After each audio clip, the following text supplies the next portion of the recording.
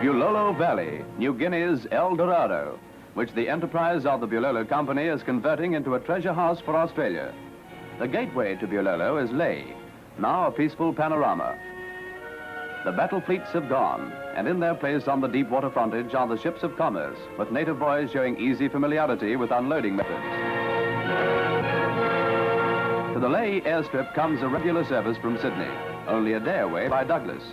Most regular mainland link for transportation and supply. But Lae is just a distribution centre. Passengers and goods go many ways, though Bulolo claims a big proportion. 15 years ago, as these Lae films show, the primitive Lae airstrip was still busy. But these big planes were the three-engined German Junkers, not Douglases. If we have any reason to thank Germany for anything, at least it could be for these sturdy transport planes, which flew under difficult conditions and carried every pound of freight from Lae to Bulolo. The pre-war freight total being over 80 million pounds. The metal Junker's body withstood tropical heat and wet, then the only suitable freight plane available. A complete truck goes up into the top hatch. This hatch on the top of the plane greatly facilitated the loading and unloading of heavy lifts.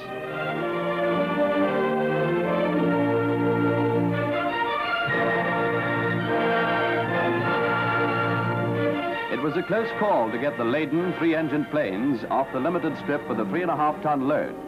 But so skilled were these pioneer pilots that the service flew without one major accident. Over 1,820,000 miles of hazardous flying. From the edge of the strip to the destination, it is wild, inhospitable country, with the lower ranges exceeding any of Australia's mountains. The Junker pilots of that day followed such landmarks as the Markham River Valley. They were Australian pilots, veterans of World War I. Further up the Markham is a bold landmark, Lake Wanham, surrounded by sharp mountain crags.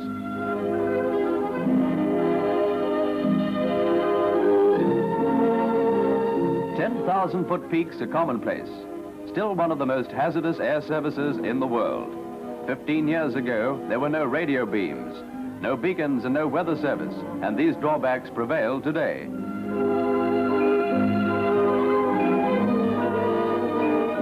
Lofty peaks, something to be skirted by any plane, and one of many very solid reasons why clouds were never flown through.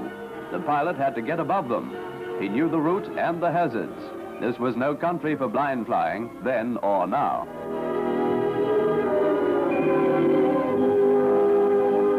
Nearing their objective, they came down through a break in the clouds into the Bulolo Valley, about 50 miles from Lae.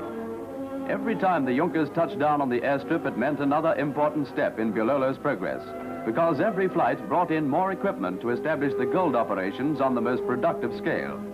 Wherever transportation marvels are discussed, the feat of the Bulolo Company in carrying dredgers weighing up to almost 3,000 tons piece by piece from the coast onto the goldfield is still regarded as a modern miracle.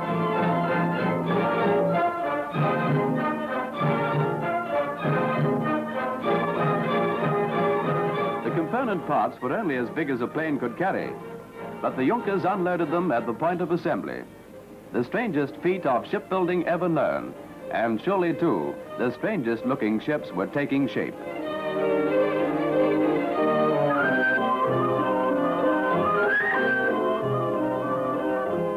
Assembly and servicing were jobs for experts in a mighty task of prefabrication that must have inspired many war engineering feats.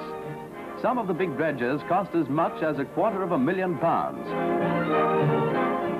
This was one of the earliest demonstrations of the capabilities of aerial transport, for even the cranes, which lift assembled sections into position, made their way to the field and sections within the Junker's capacious interior.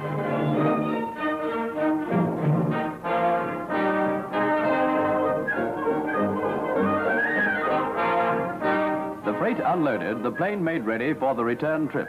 There'd be another load waiting at Lae, and the native boy, on working terms with the big bird, wound up the prop and the Junkers spluttered into life.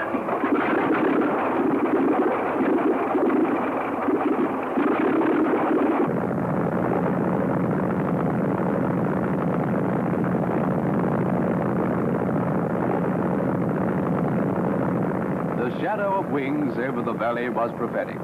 For in place of these wings of peaceful development came the roaring armadas of war. With the coming of war, the Junkers were all destroyed. Peace and prosperity flew from the valley, and the war flew in, as these scenes recall. Wow Aerodrome at the top of the Bulolo Valley marked the limit of Japan's march into the interior. Australian diggers and their equipment were flown into the valley to stop the Jap advance. Again, big transport planes solved the Bulolo Valley supply problems. Sufficient troops and artillery to fight a decisive battle came in by air, and those planes which did not land dropped supplies, which the troops recovered.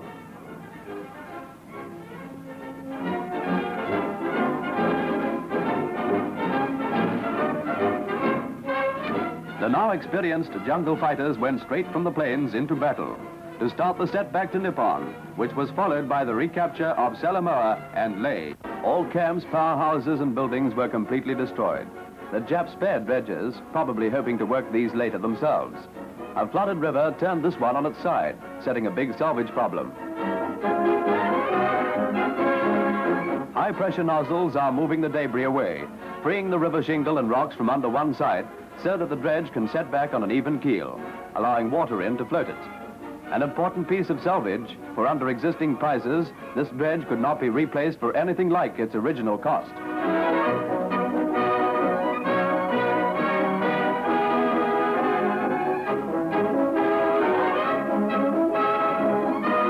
Now the once uninhabited valley is growing into a thriving community. With many projects underway, together with the need for housing and plant replacement, the Bulolo Company has a big task on its hands.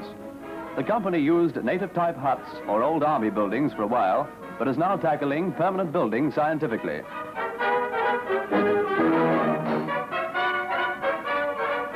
Though set in a wilderness, nothing is spared for efficiency. The power to work the huge dredgers would be a prohibitive cost, but for the cheap hydroelectric facilities. Water races tapped from flowing mountain streams provide enough power for both Bulolo and Wow, giving the valley industrial might that many a mainland town would envy. The local timber is a great national asset. In the nearby forests, giant pines grow up to 280 feet.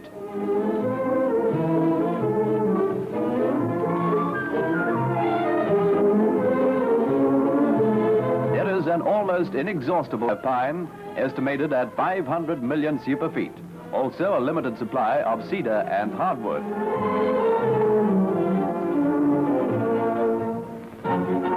Modern equipment solves hauling problems.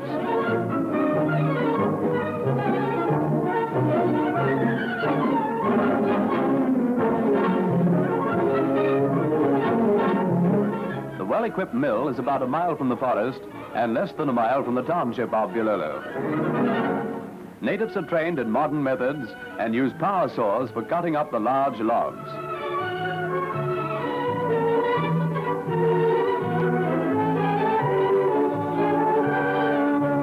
All the milling is carefully planned. Housing timber is pre-cut right at the mill, even to the smallest pieces, as part of a semi-prefabrication system.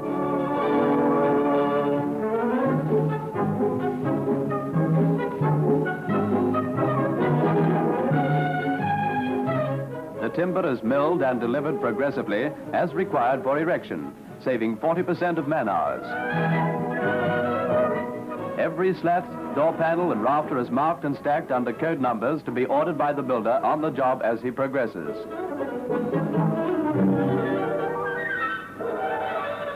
With both prefabrication and ordinary building methods, Bulolo's current housing requirements may soon be satisfied. But in a world short of timber, home seekers all over Australia will be envious of Bulolo's great timber assets. For the realization of that magic word home, Australia may yet import its timber from New Guinea. Who knows? Meanwhile, the valley leads a normal community life. Children of officials and staff have their own school, which is specially designed to meet climatic conditions.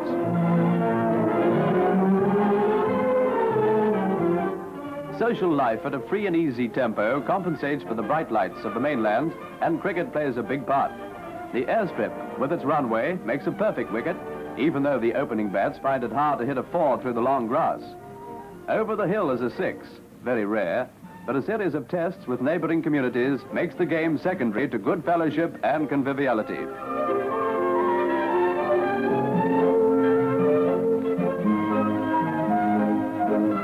cool off from tropical heat, the old swimming hole is available, as the pontoon puts out to make one of the dredges a springboard. No fear of stubbing your nose on the bottom here. The water is 80 feet deep.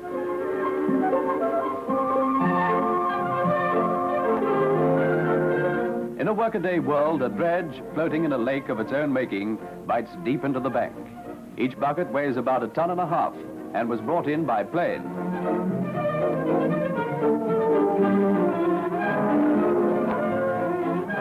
Dredge masters keep the buckets going 24 hours a day. A giant pile or spud is dropped into the lake bed to hold the dredge in position. The control room gets an eagle-eye view of operations. The dredge treats thousands of cubic yards of soil every 24 hours, and each cubic yard will yield its quota of precious gold.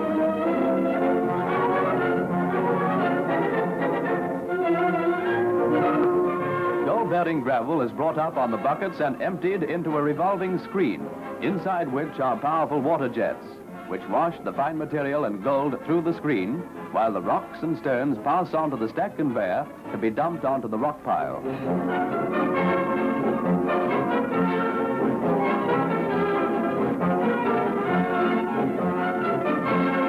The gold and fines run over sluices which contain wooden riffles or slats holding mercury.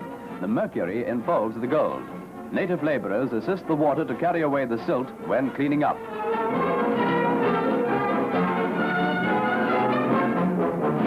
Once every 10 days, the golden mercury, known as amalgamated gold, is collected in buckets and taken to the gold retort.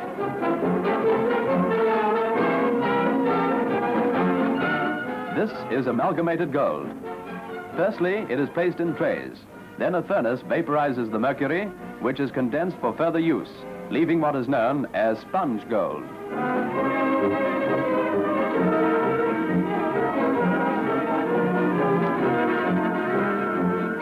With the addition of a little flux, this is then melted under high temperature to become pure molten wealth, making a gold ingot worth approximately 2,500 pounds.